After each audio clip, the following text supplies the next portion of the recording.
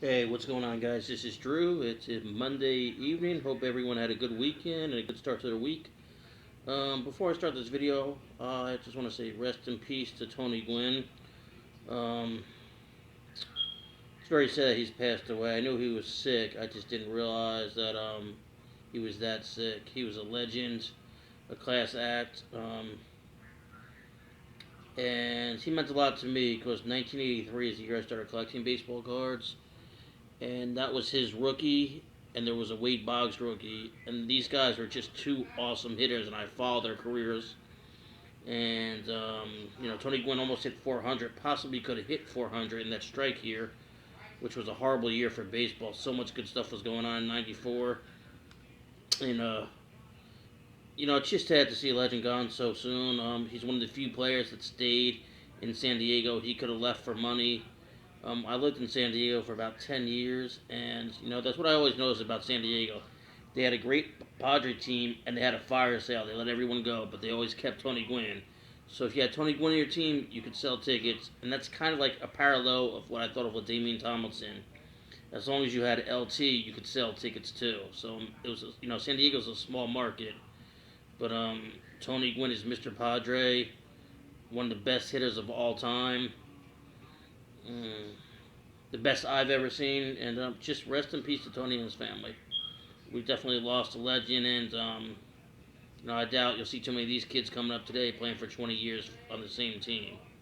He certainly could have left several times and made a lot more money. That's all I really want to say on that. Just a sad day. So I got a couple cards in the mail. This first one I got just because this is the card that I wanted. A player that I enjoy watching a lot, a troubled player. This is out of, I believe, 1999 Edge, 79 out of 230. This is my first autograph for this guy.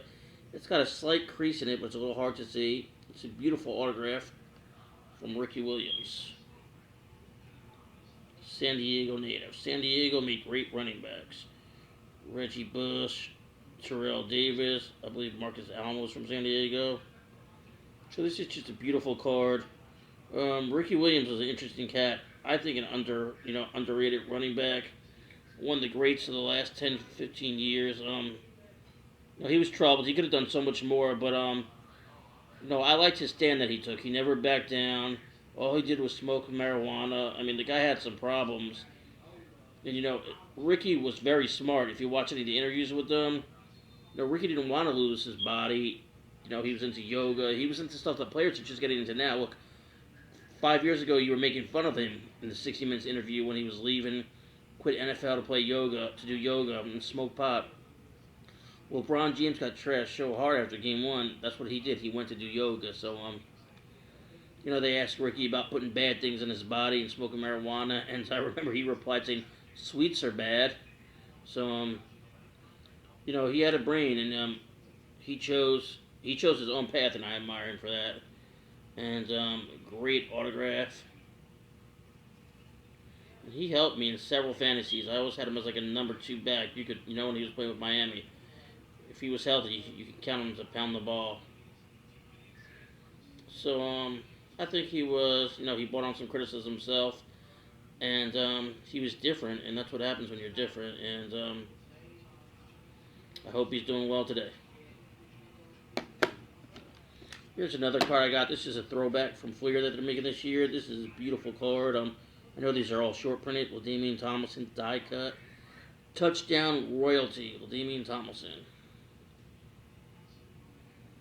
I'm still tripping a little bit over my contest because I'm looking over at Damian Tomlinson's stats, and 100 receptions and 1,000 yards in one season speaks for itself. I think he should be higher up on people's list, but he played in San Diego. His career is a little bit shortened, but they pounded him. They pounded him. He wasn't the biggest guy. They just pounded him, and could always count on LT break one for 50 or 60 yards. He catched that ball like it was nobody's business. I still think he's underrated. I mean, everyone had him in their list just about, but underrated running back if you ask me. This card right here, I'm so happy to add to my collection. I think I got this for a great deal. 2007 Donruss Elite Teams. My three favorite Chargers from the playing teams that I got to watch play. Fouts, Winslow, Eric Cordell, all that stuff I didn't get to watch. But I did watch all three of these guys come up. And this is just a beautiful card. 14 out of 25. Got a little bit of edging problems, but I don't care. You put it in the case and you can't notice any of it. Phillip Rivers, LaDainian Tomlinson, and Antonio Gates. Look at these beautiful patches right here. This card is absolutely not going to leave my collection. I'm so happy that I was able to work out a deal with this guy. Got it for a steal. I mean, there's a little tiny edging up top. I mean, if you were going to get it graded, but look at these patches. I put in the case and those edges seem to disappear. I can't even notice them. So, I mean, I'm just so stoked to add that to the collection. So that's all I got, guys. Rest in peace to Tony Gwynn. If you're one of the younger guys, who haven't really had a chance to watch him play, I recommend just reading his stats. Just go over that. You can count on Tony Gwynn getting 2 to 3 hits every night for 20 years. And he had some pop. And he was a big boy. If he would have took 20 pounds off, there's no telling what he would have done. But I like that he did what he wanted to do. And, he could be a big boy, and he was able to play the game of baseball. And he will be missed. So that's all I got to say.